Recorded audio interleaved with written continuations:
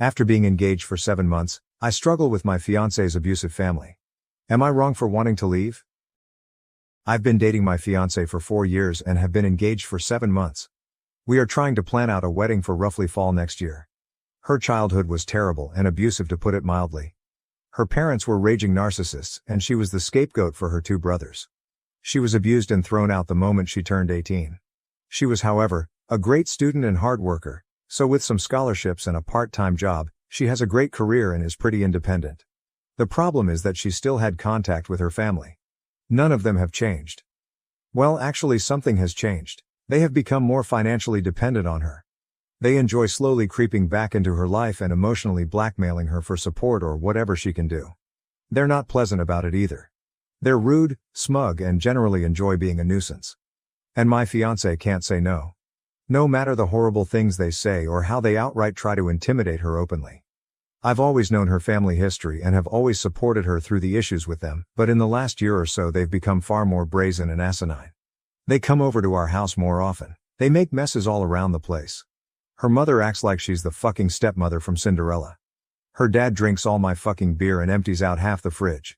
Her brothers stop by occasionally to act as mouthpieces for their parents. They practically trash the place and leave us to clean the mess.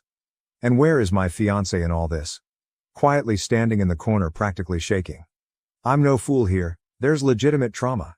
There's her need to feel loved by them and her hoping they will appreciate her. Before one of you noble commenters states the obvious, she's been in therapy for this for years. I've tried to establish boundaries. For nearly 2 years I've been trying to push these ass clowns away, but this is her house she purchased, and no matter of contributions, financial of otherwise, will she let me have a say on who comes into her house. She's been beaten down mentally and emotionally by them for so long.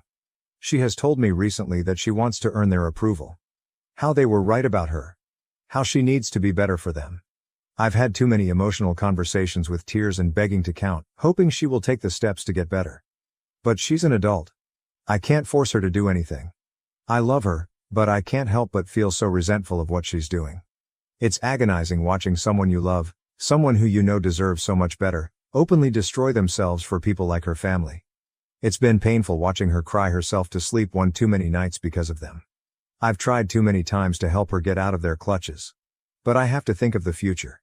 What happens when we have kids? What happens when she is postpartum and invites them over? What happens if there is a medical emergency for either of us? What if our finances get tight and they still demand money? This is the in-law family from hell and I won't be able to avoid them.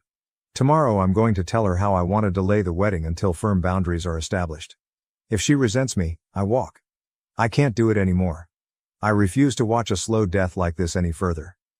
Update. Talked to her and it went about as well as one could possibly expect. Currently getting myself set up in a hotel for a few days and working on possible long-term plans for moving out. Still a lot going on right now, but maybe sometime next week I'll be able to put everything together into one update. Relevant comments. Comment 1. Would the 2 of you be open to couples therapy? Therapy is too often brought up as the ultimate solution to relationship problems, but in this instance having a neutral third party who is experienced and qualified in the area of couples therapy could be really helpful. Best of luck, and the only AHs here are her family OP. I've hinted at it before but she hasn't been very receptive. I'm hoping tomorrow I can try and pursue that and not have to make an ultimatum. Comment 2. You can't save her if she doesn't want to be saved. Even if she wants to, you'd only be able to help and support. She needs to be the one to enforce the boundaries and hold them. But she doesn't? It's up to you if you want this for life. Have you spoken to her about where you are? That you're on the verge of breaking up with her for this lack of boundaries? No, it's not to manipulate her into choosing you, although some will say that. It's just a statement of fact. She may be willing to sacrifice everything for her family, but you are not. If this is the life you have to look forward to, you don't want it. You need to put yourself and your needs first. Who knows? It may prompt her to open her eyes and put herself first with her family. But likely not. Update 1. The night after I made the first post I had decided that I was going to have a heart-to-heart with my fiancée about her family. However, she came back from work the next day early and I already was off that day, so I initiated the talk a little sooner than I planned. Essentially, I told her how this arrangement was not sustainable. I did not feel comfortable marrying her due to how much involvement in her life her family has, and I certainly did not feel comfortable bringing a child into this world with them. I didn't want to tell her cold turkey no contact with them, but strict limitations to start with on then coming over, and what they can do around the house. I also requested couples therapy before marriage. She wasn't happy. She was just staring angrily at me while I spoke, then started yelling at me when I finished. She told me I don't understand their dynamic and it worked for her. I told her that they're abusive users who will bleed her dry and I have never seen them show any decency to her. She told me she just had to work harder for them to appreciate her. I basically yelled at her that a parent's child shouldn't have to beg and plead and work for them to be loved. I finally told her that she sets limits with them or I walk. She was livid, and since I was living in her house I was kicked out. So the past few days I have been staying in a hotel and have had my stuff taken out and put into storage. And frankly, it's been great. I am going to stay with family for a few weeks around mid-July, and after that I am going to go house searching for myself. I have spent the last couple days relaxing, catching up on movies and video games I haven't had time for, and could go back from work to a quiet room without her family tearing the place apart. Yesterday, however, things came to a head. We have basically been no contact since she booted me out, but I know every Saturday her family loves to spend the afternoon over and she uses me as a shield from their abuse. However, in a very petty move, I simply kept my phone muted all day and played Disco Elysian. I knew she would call back for help with her family, and at this point pure resentment was kicking in for her and I wanted nothing to do with her issues. By the end of the night she had sent me over a dozen texts and finally 2 frantic voicemails begging me to come home. I decided to come over to check up on her. Long story short, she was sobbing in the living room, and when I came to talk to her she was practically crushing my back, hugging me and sobbing. I gave her time to cool off and asked what happened. Long story short, her parents and brother came by to gift money from her and say horrible shit to her. She wanted to have me come over to help, but I was ignoring her. And when she tried to have one of her friends help out and everyone basically said fuck that, it all started clicking in for her. She kicked her family out, but not before they said some utterly vile shit to her I won't repeat. She kept apologizing to me and told me over and over to come home. I told her plainly that I had started to build up heavy resentment towards her for some time, and while I loved her and understand it was trauma and not her being outright abusive, there was major issues that would need to be addressed if we were to move forward. She sells the house and moves. We make roughly the same amount of money and we will buy a house together. I am a grown-ass man and I will not live in a house I have no equal agency over. Her family will never step a foot in it. They will never come over. They will be treated by me in a very threatening manner if they try and come in. She gets a new therapist and we start premarital counseling. She never makes me interact with her family. We will go LC with her family right now, but make no mistake, we are working towards full NC on her end. I told her I love her. We have been together for a while now and have beautiful memories together, and I know she is suffering from abuse, but these are non-negotiable, and if she has a problem with any of them then we have to go out separate ways. She told me she's realized for a while now that her family is toxic and unhealthy. She wants to make changes. She has accepted, but some of these will take a while to see through. For now I am going to stay in the hotel until I head back to stay with my family. She is welcome to come over, but I have made it clear her house is not somewhere I want to go. Her and I are both off tomorrow, so we will spend the day here and maybe go out. This is obviously not over yet, but I might not post anything else until mid-August or so. Relevant comments. Comment 1. It's cute you think she won't continue to choose her family over you, but it's going to be even worse once you're legally bound by a home purchase. Comment 2. She isn't going to follow through. She is going to do anything she can to keep you around as her shield, but she isn't going to cut them off. And if you get a house together and God forbid have a child, you're then tied to them and your child is tied to them for the rest of your life. The best thing you can do is step away. Update 2. Despite all intentions of not updating until much later with the hopes of an improved relationship with my fiancée and her establishing boundaries with her toxic family, we are now broken up. Essentially what happened was, after last weekend where I left her for the time to deal with them herself, she seemed to finally grasp the situation and was open to changes, including boundaries and a possible move. We spent Monday and Tuesday hanging out in my hotel that I was staying in until I went back to my family for a couple weeks. The other night she was being very vague with texting when she originally was supposed to come over. She came much later than expected and I knew something was up. She basically unloaded on me how I was abusive, controlling, overly demanding and unsupportive. It took me 5 fucking seconds to figure out she was repeating verbatim some sort of rehearsed speech from her parents. And to be honest, I was so agitated at this point, despite making a huge gamble on her, I decided to be a prick about it. I asked her if her family told her to say this. She said they suggested it to her, but she came up with it herself. Sorry. I asked her to explain in detail what I did. She said I was living like a parasite off her. I reminded her that I'm paying 50/50ths for her fucking mortgage, 50/50ths for utilities and groceries as well. I have my own car I pay for. A job that makes just about as much as hers, unlike her fucking leech parents who demand payments on the weekly and raid the kitchen on the weekends. I told her to try again with something better. She looked flustered and said I was trying to isolate her. I kinda smirked like a jackass and told her that I have always supported her many friendships that she has destroyed on her own because no one wants to deal with her family or be used as a shield like me. I was practically demanding to know at this point why she is so hell-bent on destroying her life for these people. She just kinda shouted that I don't understand her family and she's just trying to earn their love back and was basically ranting at that point. It's just so staggering to see up close. I have ventured into a few subreddits to get perspectives, and if you have any familiarity with them you'll see how people who are victims of abuse by their own family can be so utterly broken by it that it'll wreck their brain to where they truly believe they are the problem and they deserve the abuse. Well, that's how she was. She was utterly broken and didn't want help. She didn't want to get better, she just wanted to get worse. It hit me like a truck honestly, the realization. I really did feel like a fool for trying, even if it was what I was supposed to do in the first place. She was practically berserk at this point and I was just mentally exhausted and needed her to leave before someone called the police. She finally left but I had a few concerned neighbors check on me. Some of her friends are aware as they have messaged me checking on the situation. I told them the truth and that I just needed to be alone to think what to do next right now.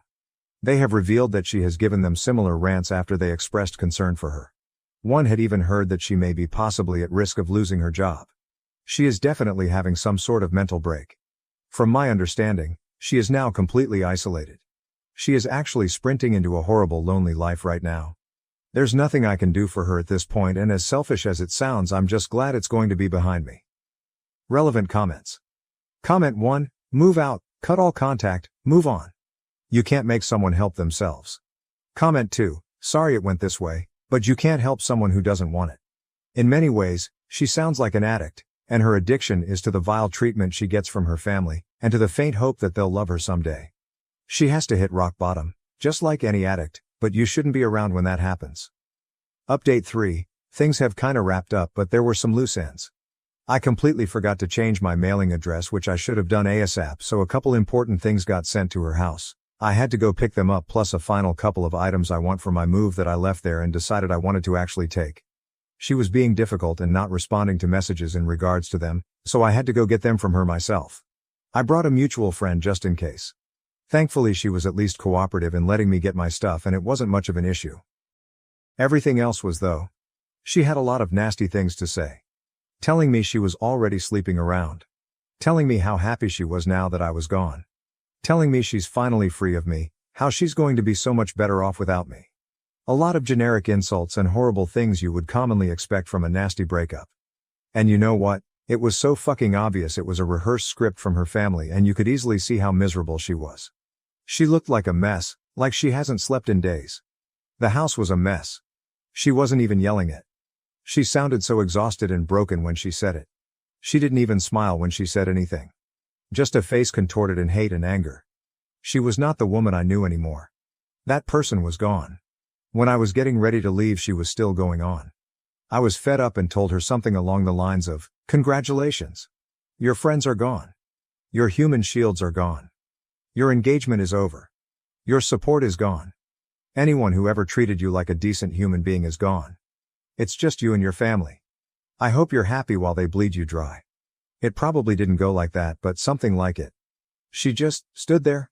Literally just stood there and looked at me with indifference and walked away as I walked out the door.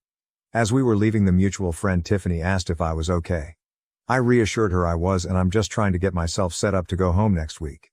She also confirmed that she hears my ex did lose her job for not showing up for several days and basically ghosting them.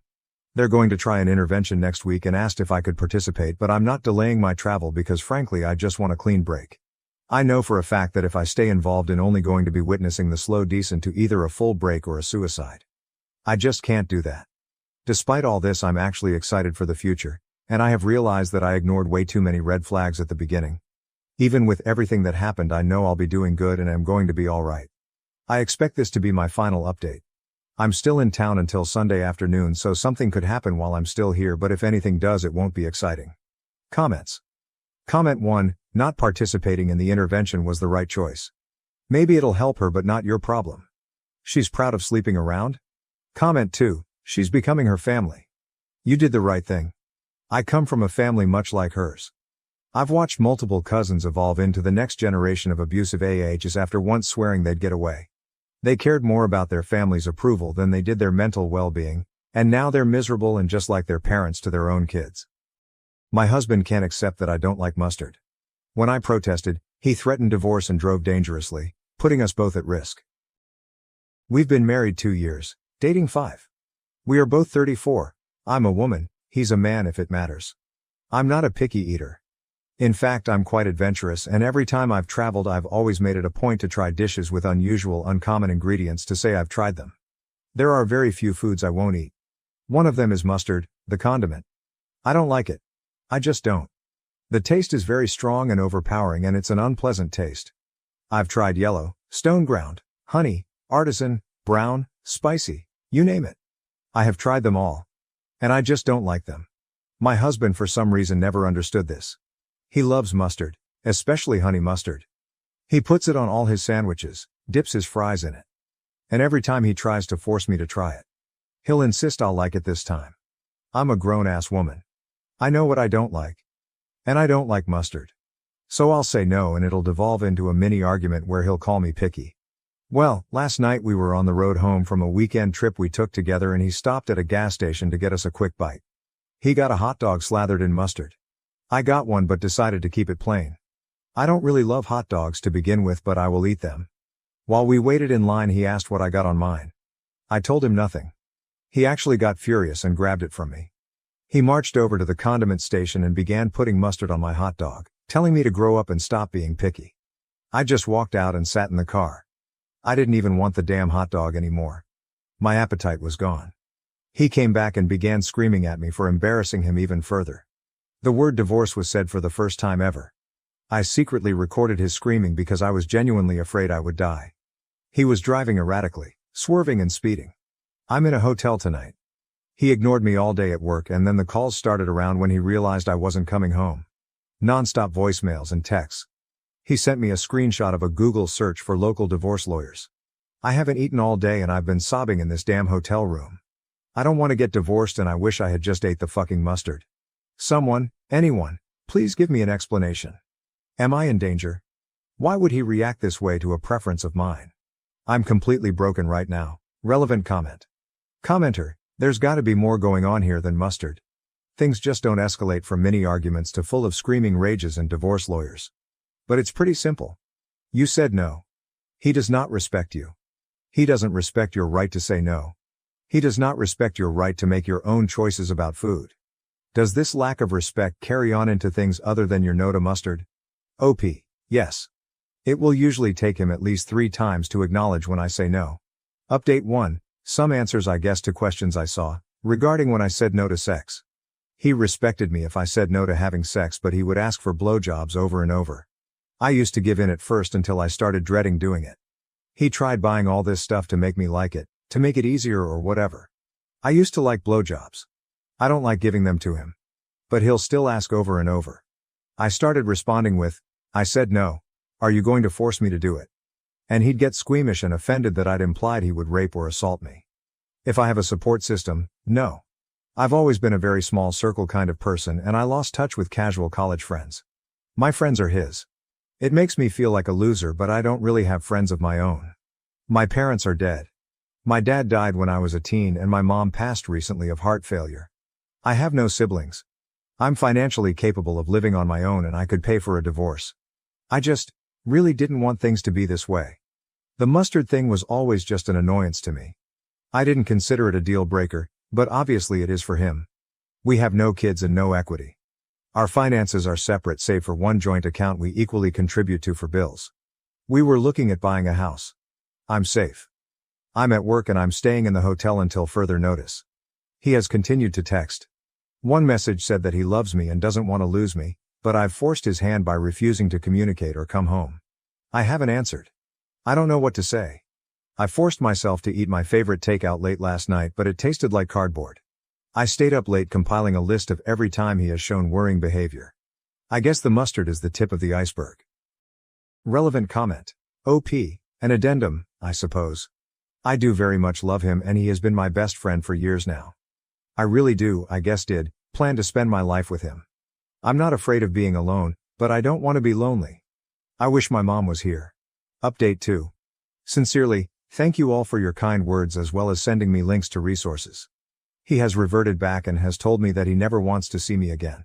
So I suppose that gives me time to read that book that someone on RA suggested to me. I forget the name.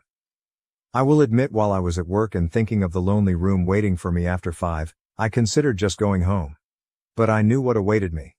I'm too drained to muster up the kind of apology he would be expecting in order for things to go back to normal. I honestly fear that our normal is detrimental to me. I also don't want to apologize.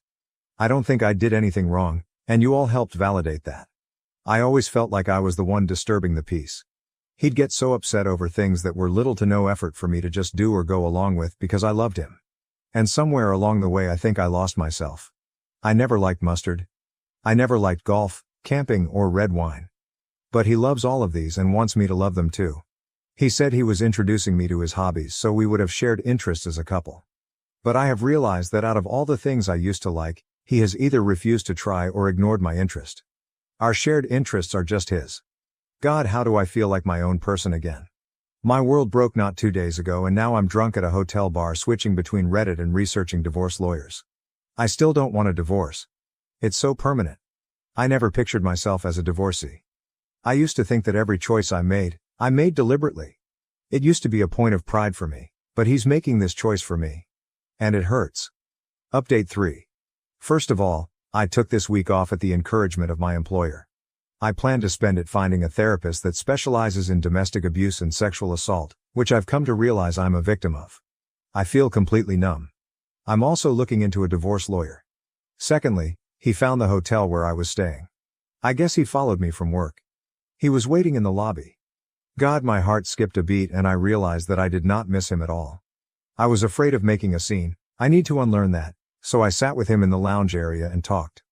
I'll summarize it. I pointed out the security camera and said if he tried to hurt me, there'd be footage and I would press charges without a second thought. He was completely shocked and said he'd never hurt me. I reminded him how I feared for my life in the car. He ignored me. He asked why I wasn't coming home. I was completely blank-faced when I told him, because you're divorcing me. He said he didn't mean it and was just upset. I said, when normal people are upset, they express it in a healthy way. You threatened the end of our marriage. I'm taking you seriously. He got pissed and asked if I was saying he wasn't normal. Honestly, I just wanted the conversation to be done, so I told him if that's really all he heard then there was no point in talking anymore. I told him I was looking for a lawyer and he should probably do the same if he hasn't found one.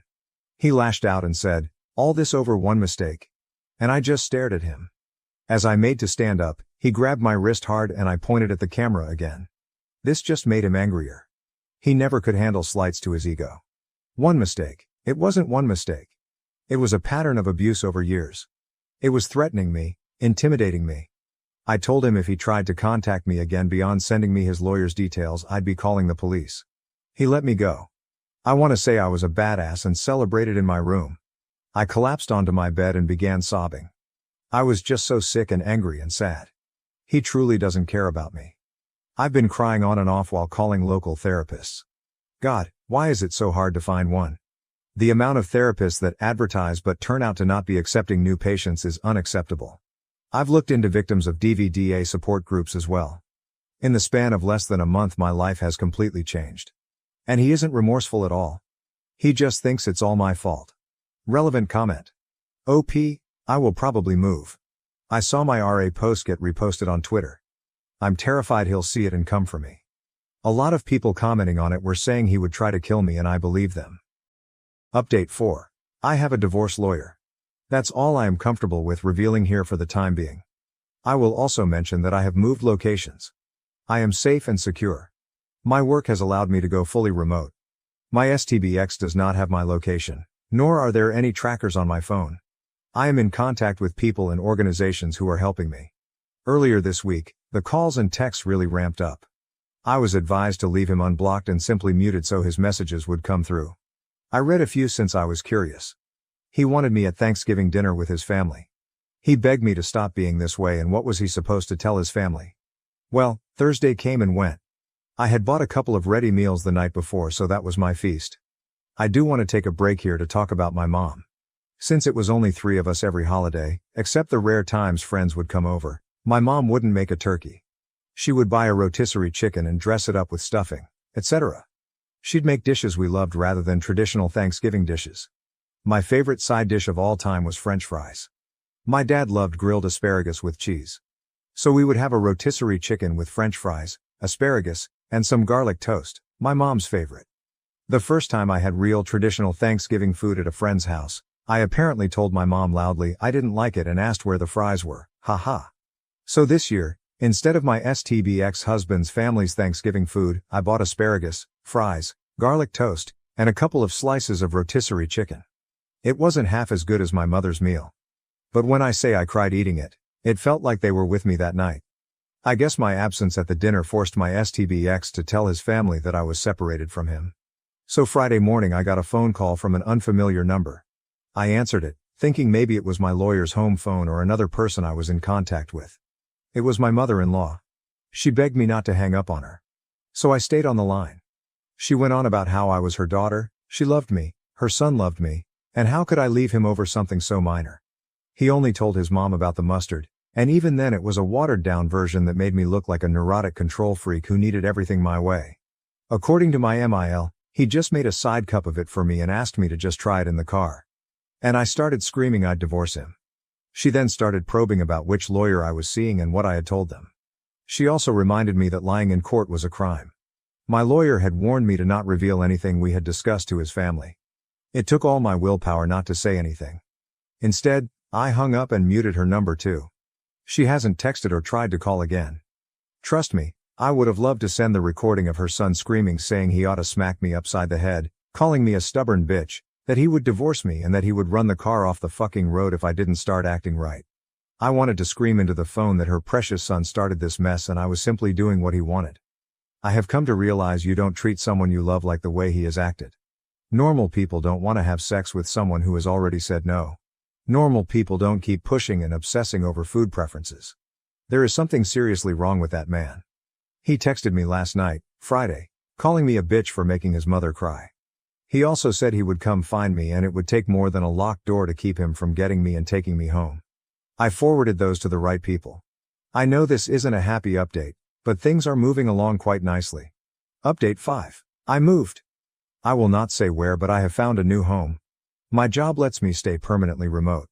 I can't go into details about my divorce or other current legal proceedings, but I can say I was granted a protective order due to something that happened back in December.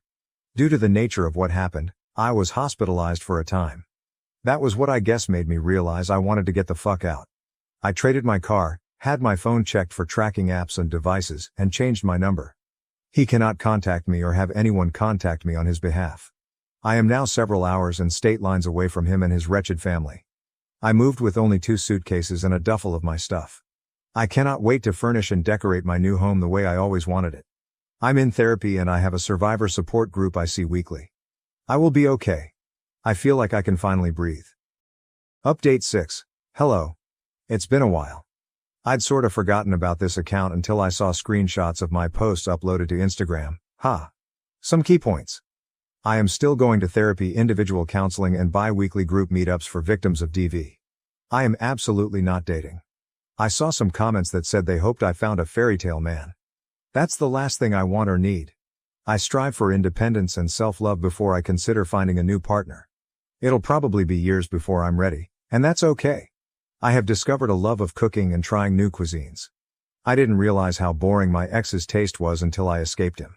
Slathering mustard on a $2 hot dog does not mean you have superior taste buds. Sorry, I had to get a jab in somehow. Nothing new or dramatic has happened, and that is the way I like it. What matters is, I'm alive, and I'm happy. I didn't realize how little I'd made myself until I was given the space to be. That's all I'm willing to give for my update for now. Peace and love. Relevant comment. OP's picky eating. There's nothing wrong with being a picky eater, but I'm actually not. I'm finding I love a huge variety of flavors and ingredients. My STBX was actually a very, very picky eater. I'm coming to realize, maybe some projection on his part. Update 7, it seems that I just can't escape my story, haha. I was getting ready for the day when my TikTok feed showed a podcast reading and reacting to my story. I'm here to reassure all of you that I'm okay, alive, safe, free, and with that stress and anxiety, mostly, cleared up, I feel like I can finally put to words my emotions. I was very small and skittish during the abuse and for some time after leaving. I'm not sure how else to put it, but I felt like I had to be small. I was constantly regulating and accommodating. It was horrible, in retrospect, but no one prepared me for the emotional turmoil that ensues once you're safe and away. I felt rage like nothing else. I would spend hours screaming and crying into my pillow, hating him, wondering how dare he treat me like that. As therapy and my support group has worked to rebuild my self-esteem, I've become more and more outraged on my own behalf. I read why does he do that, and while it helps provide context to why he abused me, it still doesn't make me feel less angry, I guess. I'm angry for myself as a human being. He treated others with respect but thought I deserved all that he did to me. And that makes me angry. Of course there was relief, sadness, all of that. I think I slept for days straight after I left.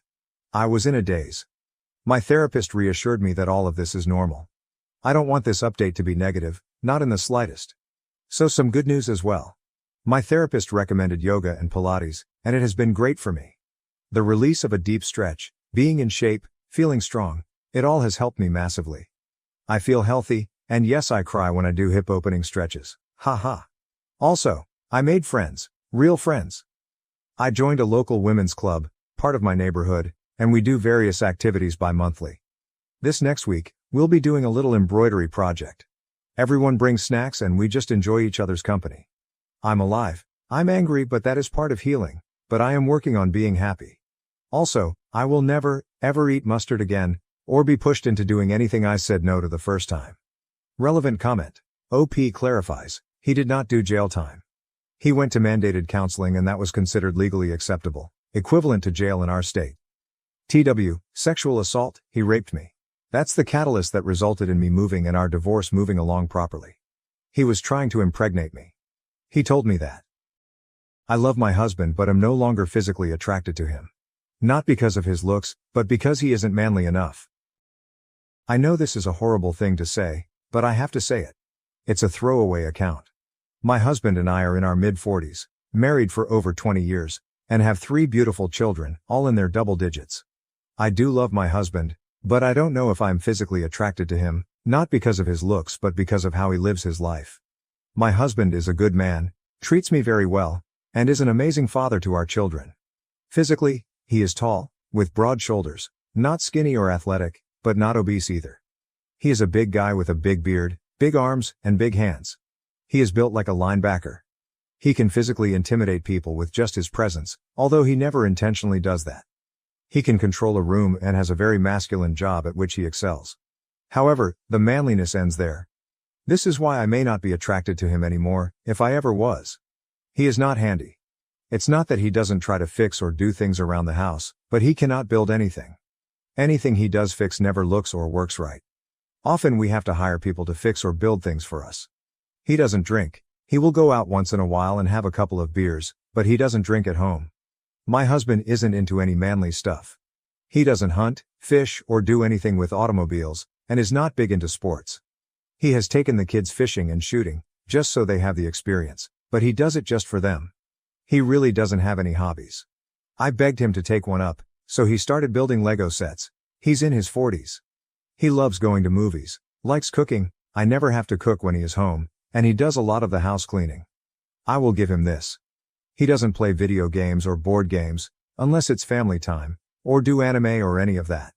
He is not controlling in bed. Sex is okay, but I want him to take charge. I won't say anything about this to him. I wouldn't know where to start. I do love him. It's not that I want him to be a drunk or macho aggressive jerk, but sometimes I just want a man to take charge and fix things and be a man. This is bad, I know. I feel bad saying it, just needed to say it. Update 1, hello. I wanted to add a little update to my original post. I don't know how to link it to this one, so you'll have to go into my history. I received a lot of hate for my thoughts and feelings. I realized when I wrote them and read comments about them that they come off as mean and cruel. I have no right to feel this way. The problem is that I do feel this way. I don't know how to change it. I thought about it for a few days and finally needed to take action because it was weighing on me so bad. I received some messages from people telling me to have a conversation with my husband. I decided to. I thought for quite a while about what I would say, how I would say it, and tried to think of questions or statements he would have that I thought about responses to. Last night we had a talk. Kids were at work and at friends' houses. We were sitting outside enjoying the fresh evening air. I brought it up. In short, nothing went as expected and I am as confused about my marriage as I ever was. I began by telling him that I love him. I love that he is a great father and person. However, there were some feelings I could not shake and there were some changes from him that I needed. I talked about his hobbies, changing it up a bit. Working in our bedroom, what I wanted out of it. I explained in the most sensitive way that I could about how I feel about his personality and overall measure as a man. I did not use those exact words. I was more gentle. However, in order to move forward with our marriage, I felt I needed to be honest. I did tell him that I wanted honesty from him as well and wanted him to tell me what I could do to be a better wife. I know I cannot ask him to change without having some changes myself. I never expected his reaction. He literally just stared at me. Said nothing. His reaction was emotionless. No anger, sadness, acceptance, nothing. Just stared. I said everything I wanted to say. I was looking for a response. I got none. After sitting in silence for a while, waiting for some reaction or words, I just yelled at him to say something. At least tell me what I need to work on. The only thing he said to me last night was, "I knew who you were when I married you. I am not going to ask you to change anything." That's it. We sat in silence for at least an hour after that. Our oldest then came home from work, and he went to talk to him for a while. Not about our conversation, but how work went and stuff. My husband did not sleep in bed last night. He slept on the basement couch. I don't know what to do. I don't know how to feel. I do feel better about telling him how I felt, but not as great as I thought. I really do not know how to feel. Maybe that's a sign my marriage is over? I can't feel anything about it. I should be happy I said it, sad he won't talk to me, angry for no response, but I have nothing. I guess I'll give it some time for both of us to process. Update 2. I apologize again, I still do not know how to post my previous updates or the original post. Please look at my history. My last update I laid out what happened while talking to my husband. He spent that night and last night on the couch downstairs sleeping. We haven't talked about our conversation. He has talked to me, but not about that. And the talks we have are short. We have had our kids around all weekend, so I never have gotten the opportunity to sit down with him, and with him sleeping downstairs, I figured to just give him some space. I don't know how to proceed. I have talked with a coworker about this, just to get advice since I needed someone in my life to talk to. He advised me to give it a bit of time to let my husband talk to me. But if there's no change offered by him, then it may be time to tell him that we need to separate. I don't want to do that, but it may come to that. I want him to see where I'm coming from and I want him to tell me what I can do to change. That is where we are at. No real big update, but I will give him until the end of the week. If he doesn't initiate anything, I will. Edit. Okay, I had to edit this post because there have been some comments about my coworker. I had these feelings about my husband before I talked with my coworker. We are not having an affair, we are not doing anything inappropriate. He is giving me some guidance because he is a man and I figured he could help. Nothing more than that. Also, please stop calling me names because I have these feelings and am trying to navigate them with my husband. I cannot help my feelings any more than you can help yours. Think about that. Think about an off feeling you had and wish you didn't have. It's happened to everyone, including you. So please stop. Update 3. This is not so much an update but a repeat of the edit on my previous update. I am not having an affair with my coworker. I went to him after I was having these feelings about my husband. For advice only. There is no emotional or physical affair going on. I go to him for advice, he gives it and I either take it or I don't. He is not pushing me to do anything, it's just his advice. I literally have no other friends or family in this area, or I would have gone to them. Also, these are my feelings about my husband. I have tried very hard not to feel this way, but I can't stop. I don't know how many of the angels and pure people on this app are able to control their feelings so well, but you obviously are better than I am. None of you have ever had feelings you couldn't shake or feel bad about. If you say you have, you are a liar. I posted my feelings because I am genuinely confused, scared and don't know what to do. I feel that you guys just bash but provide no answers. There have been some of you that have been beautiful and helpful, sending me DMs, and I thank you for that. The rest of you in the comments, think before you post. If you don't want to provide sound advice, please just move on. Final update. Okay, I'm done. Not so much an update, but I have been getting so much hate for simply looking for advice. Comments, DMs, all have been just blasting me. I am not going to post on this anymore. What happens between my husband and I will remain between us. This was the stupidest decision, posting on here and then continuing to post on here. I am not cheating on my husband. It's a coworker. We have talked a few times about it. We only texted a couple of times. We don't talk about feelings for one another. Just someone I asked for a little guidance from, and he was nice enough to give it. Yes, my husband is a good man. No, I am not a piece of crap for having the feelings I do. I stand by talking to him about my feelings, because that is what people do in a marriage. If my marriage is over because he cannot accept what I have to say or change the small things I want him to change, then so be it.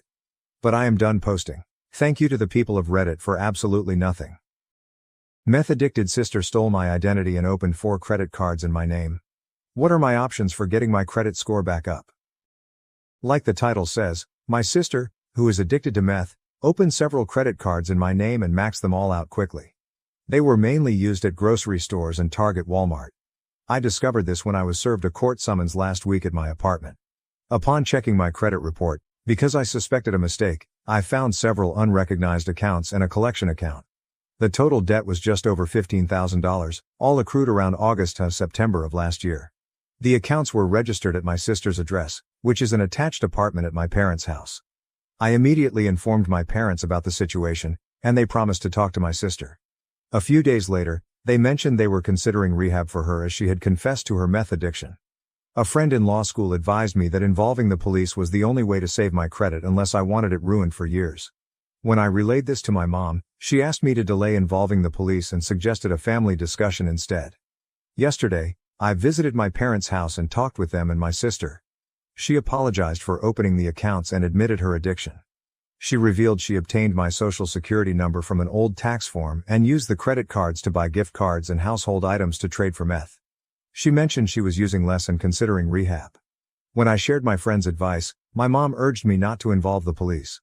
She proposed that I cover the debt over time and that my sister could repay me when she was able, implying an uncertain future about the repayment.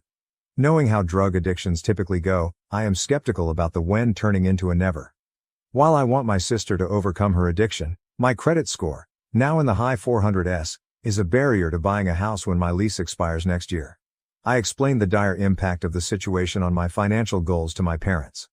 They understood, but their solution to pay off the debt didn't address the various negative marks on my credit, like the 90-day late notices, closed accounts, collection actions, and the court summons.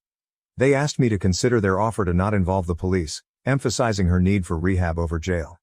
This morning, my dad reiterated their understanding of my frustration but pleaded for a second chance for my sister. They even proposed buying a house for me, which I would pay back, contingent on not reporting my sister's actions. I am torn. While I agree she needs more help than punishment, her actions involved multiple crimes using my identity. The potential offer from my parents for a 0% interest rate home loan is tied to accepting the financial loss myself. What should I do? I wish to recover my credit score, but I must also consider the human element involved. Update. A few days after my original post, I decided to file a police report, notifying my parents beforehand. Initially, not much happened, but filing the report helped clear my credit report, boosting my credit score by about 270 points, clearing all negative marks. I briefly spoke with an investigator, who was informed that I hadn't lost any money and my credit was restored. He advised continued vigilance on my credit. Shortly after, my mother angrily called me, upset that my sister was going to jail, accusing me of being heartless for reporting her while she was trying to get help.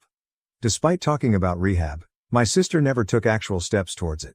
She confessed everything to the investigator and was arrested at my parents' home, spending just one night in jail before being released with a court mandate for supervision, restitution, and mandatory rehab, probably the best outcome under the circumstances. My parents are likely to cover the restitution, but my mom lashed out at me, leading to my exclusion from our family's July 4th celebration, claiming it would be hard for my sister to see me. As I plan to buy a house this fall, I am now ensuring that no new issues appear on my credit report. Given the circumstances, I'm considering moving far from my family.